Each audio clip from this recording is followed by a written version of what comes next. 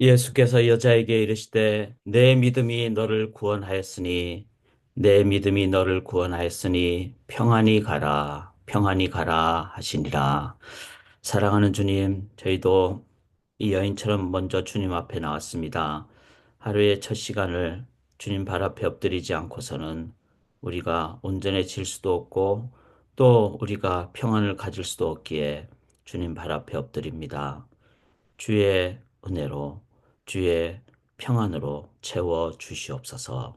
온전히 의지하고 살아계신 예수 그리스도의 이름으로 간절히 기도드리옵나이다. 아멘. 주의 은혜가 함께 하시기를 기원하며 찬양으로 하루를 시작하겠습니다. 주님을 섬기며 의지하도록 하겠습니다. 겸손히 주를 섬길 때 괴로운 일이 많으나 구주여 내게 힘 주사 잘 감당하게 하소서. 인자한 말을 가지고 사람을 감화시키며 갈 길을 잃은 무리를 잘 인도하게 하소서. 구주의 귀한 인내를 깨달아 알게 하시고 굳건한 믿음 주셔서 늘 승리하게 하소서. 장래의 영광 비추사 소망이 되게 하시며 구주와 함께 살면서 참 평강 얻게 하소서.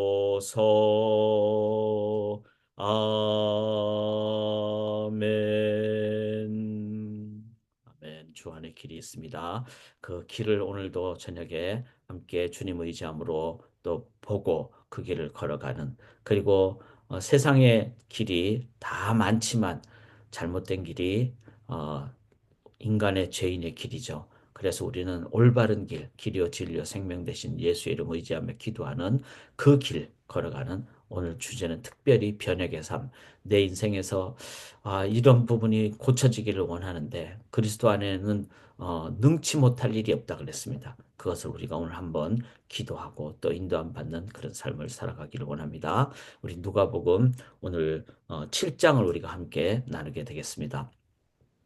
우리가 살면서 오늘 나누는 내용은 바리새인도 나오고 또 그 안에 죄를 지은 여자, 여기 7장 30절에 그 동네에 죄를 지은 한 여자가 있는데, 보통 이렇게 표현하는 경우는 소위 말해서 이제 창기, 그러니까 몸을 팔아서 이렇게 삶을 영위하는데 그 죄로 그렇게 살 수밖에 없는 그런 여인을 말합니다. 그래서 바리새인도 나오고 또 그런 죄 지은 여인도 나오고 어 40절에 보면 시몬도 나오고, 이러한 삶을 여러 종류의 사람들을 대하는 것, 이걸 뭐라 그러죠? 관계라 그럽니다.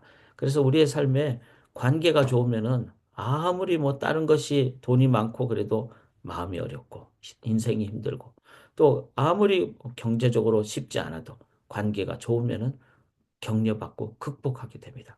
그래서 제일 중요한 것이 관계입니다. 관계. 다 동의를 하시리라 생각합니다. 그런데 이것을 어떻게 할 것인가?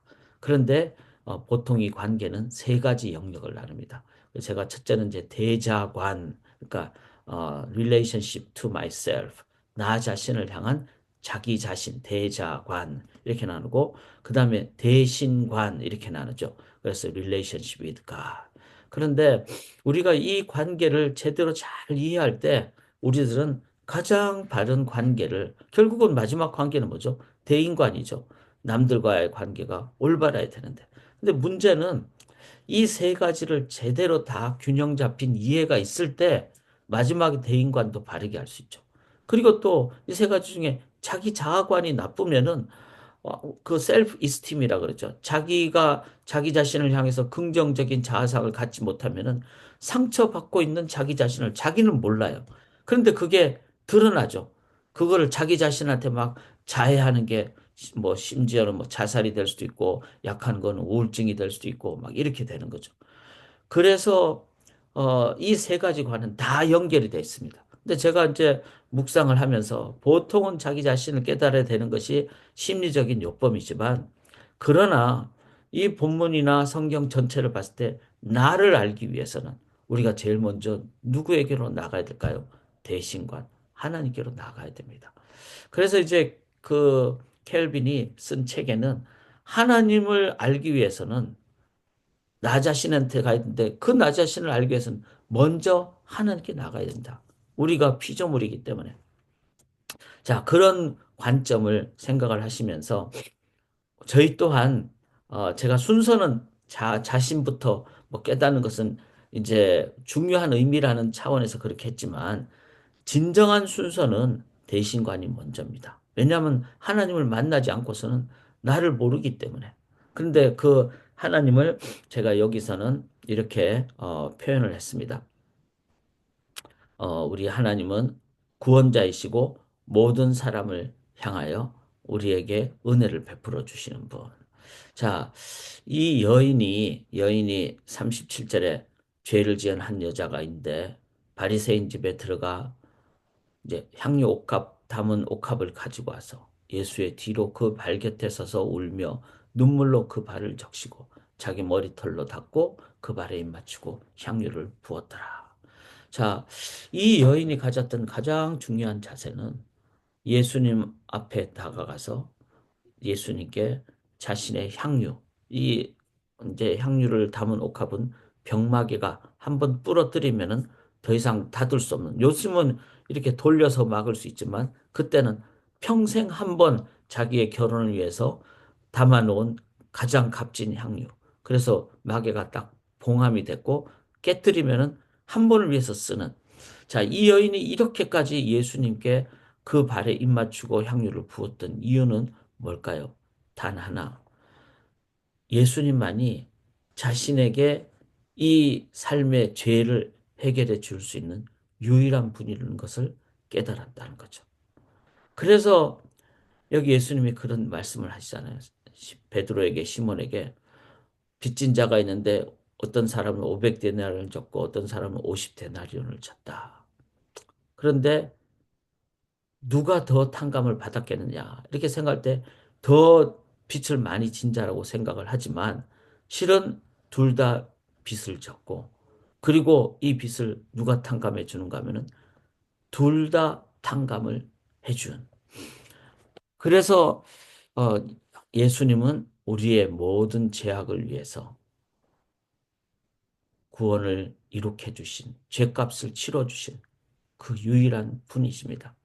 이 부분을 제가 이렇게 여러분에게 참 늘 나눴지만 설명을 해드립니다.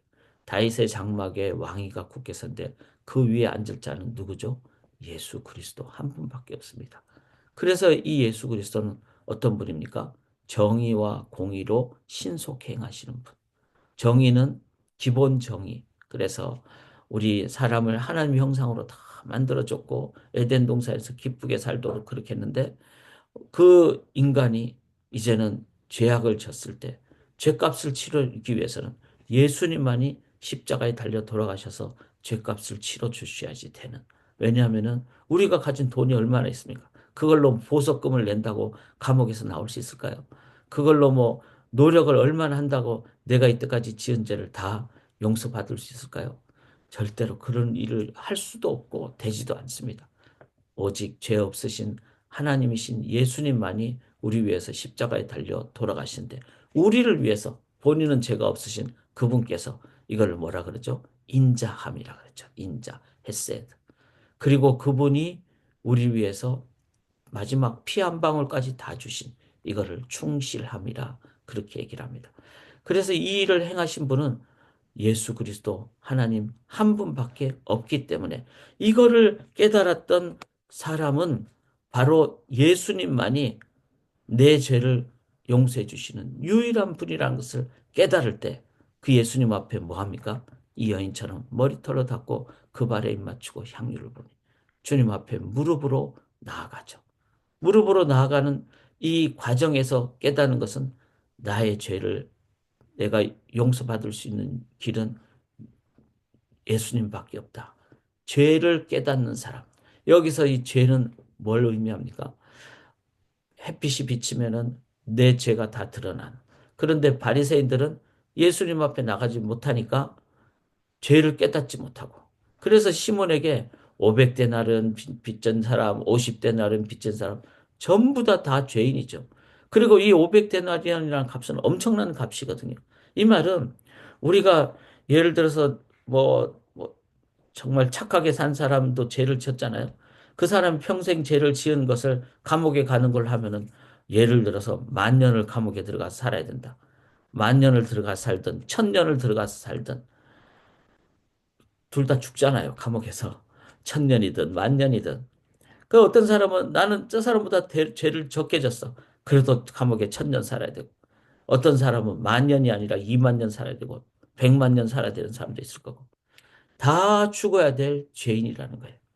이거를 예수님 앞에 선 자만이 그리고 하나님 앞에서 나 자신을 볼 때만이 내 죄는 내 힘으로는 갚을 수가 없다. 이거를 예수님이 가르쳐 주신 거죠. 베드로에게 가르쳐 주시고 바리새인들도 이걸 향해서 예수님이 그 바리새인 집에 들어간 이유는 구원시키기 위함이에요. 그리고 바리새인을 향해서 그 독사의 자식들아 이렇게까지 표현한 것은 그 속에 예수님의 강력한 모든 사람이 죄를 지었다는 것을 가르쳐 주는. 그래서 우리가 주님 앞에 서면은 내가 죄인이라는 걸 깨달아요. 다른 사람 앞에 서면은 어떻죠? 상대 비교하잖아요. 그래서 나는 저 사람보다 더 착해. 그래도 죄를 덜 지었어. 그러면은 비교밖에 안 되고 그 속에는 도토리 키재기밖에 안 되고 그 속에는 교만함밖에 안 되고 그리고 세상 법정에서는 감옥 가라 그러고 그걸로 사형도 시키고 해결이 없습니다. 감옥 가는 걸로 해결이 되지만 우리의 영적인 모든 죄를 다 사함받기 위해서는 100만 년 감옥 가도 안 될 일을 지금 세상에서는 일시적으로 그렇게 행하는 거죠. 결국 영혼 구원은 일어나지 않는. 그래서 우리가 제일 먼저 관계를 바르게 갖기 위해서는 하나님 앞에 나가야 됩니다. 하나님 앞에 나가서 이 말씀대로 500데나리든 50데나리든 둘 다 100만 년, 그 다음에 만 년, 천 년 감옥에 가 있어야 될 자임을 깨닫는 저희들이라면 나는 죄의 삭은 사망입니다. 주님, 나는 죽을 수밖에 없는 죄의 모습입니다. 그리고 주님으로부터 구원받은 그 은혜를 기억하며 그렇게 나아갈 때 자기 자신을 향해서는 어떻게 되죠? 겸손한 사람. 그리고 이 겸손한 것을 이제 깨달을 때 우리는 단 하나 십자가의 은혜 밖에 깨닫지 않게 됩니다. 십자가의 은혜. 그래서 이 여인은 예수님 향해서 은혜에 감사하고 그리고 이 예수님은 바리새인에게도 가고 여인에게 향해서 네 제사함을 받아내리라 이렇게 말씀하십니다. 그 여기서 보시면 예수님은 바리새인에게도 가고 여자도 이렇게 자신에게 그렇게 섬길 때 예수님 여인을 향해서 죄사함을 받았다. 평안히 가라. 이렇게 말씀하시고. 시몬도 어떡합니까? 예수님은 가르쳐 주시고 붙잡고 그리고 우리가 설교를 2주 전에 들었듯이 시몬 또 베드로 이렇게 끝까지 예수님은 내 양을 먹이라. 네가 나를 사랑하느냐. 그렇게 말씀하시는. 예수님은 모든 사람을 향해서 바리새인이든 누구든 모든 사람을 향하여 자신의 모든 것을 주신 끝까지 사랑하신 이 예수님으로 내 마음이 채워질 때만이 우리들은 사람들을 향해서 어떻게 합니까? 우리가 사람을 구원시킬 수는 없죠.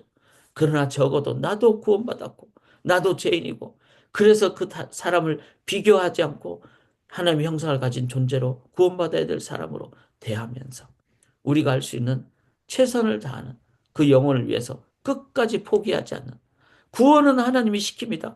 그러나 아무리 나한테 어려움을 주고 원수되고 막 정말 저 사람은 정말 정말 도저히 불가능한 사람이야. 모든 사람이 포기한 사람이야. 그래도 우리는 끝까지 그 영을 향해서 포기하지 않고 나아가는. 근데 그건 인간의 힘으로는 안 돼요. 내 안에 나도 주님의 은혜로 구원받았다는 그것이 있을 때만이, 그리고 주님의 십자가의 은혜만이 내 안에 있을 때 어떤 사람이든 우리는 끝까지 포기하지 않고 우리는 나아갑니다. 그래서 저는 결론이 영혼 구원이라고 믿습니다. 그 영혼 구원 속에는 뭐 이 여인을 향해서 네가 평안히 가라 이렇게 하는 것도 있고, 또 가난한 사람을 위해서 또 우리가 도움 주는 것도 있죠. 근데 물질로 끝나는 게 아니라는 거예요. 영혼을 사랑하는 마음 때문에 뭐 바리새인 집에 가서는 돈이 필요하겠어요? 어느 정도 사회적인 직급이 있으니까.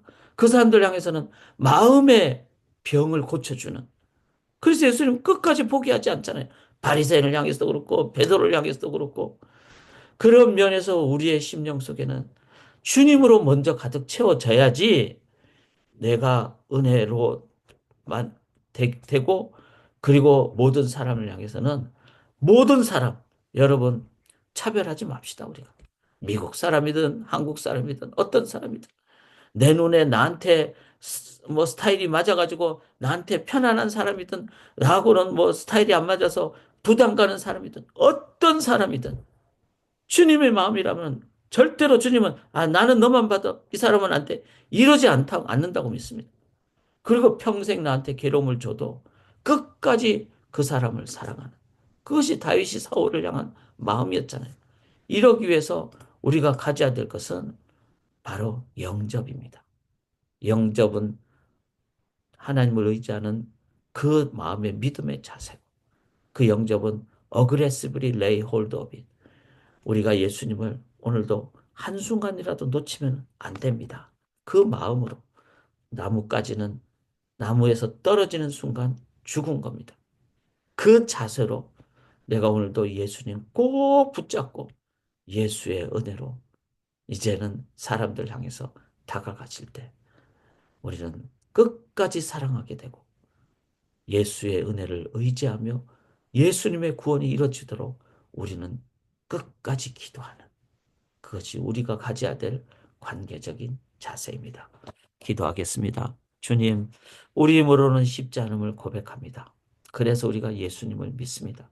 나를 위한 구원일 뿐만 아니라 이 정말로 죄 지은 많은 사람들이 그렇게 알고 있는 이 장기 여인이 예수님으로부터 은혜를 받고 평안히 가라 네 죄 사함을 받으니라, 이 선포를 받았을 때 이 여인은 이제 동네 사람들을 향하여 가장 귀한 마음으로 다가가는, 주님, 바로 저희들이 그런 죄인 아닙니까? 어쩌면 이 여자보다 더 나쁜 죄인이죠. 이 여는 사람들이 아는 그런 죄를 다 그렇게 공공연하게 알았다면 우리는 남들이 모르는 마음속에 깊은 나만이 아는 죄악을 너무나도 더럽게 지은 그런 존재임을 저희가 고백할 때 오늘도 주님 우리 마음 깊숙한 곳까지 네 죄 사함을 받아내라, 이렇게 말씀하시는 주님의 음성을 듣고 우리 또한 마음 깊숙한 곳에 어려움이 있는 모든 영혼을 향하여 끝까지 영혼을 위한 섬김과 기도를, 복음 증거를 행하는 저희들 되게 도와 주시옵소서. 영원히 함께 주님 앞에 뵐 수 있도록 끝까지 영혼을 섬기는 저희들 되게 도와 주시옵소서. 의지하고 예수 그리스도의 이름으로 간절히 기도드리옵나이다. 아멘.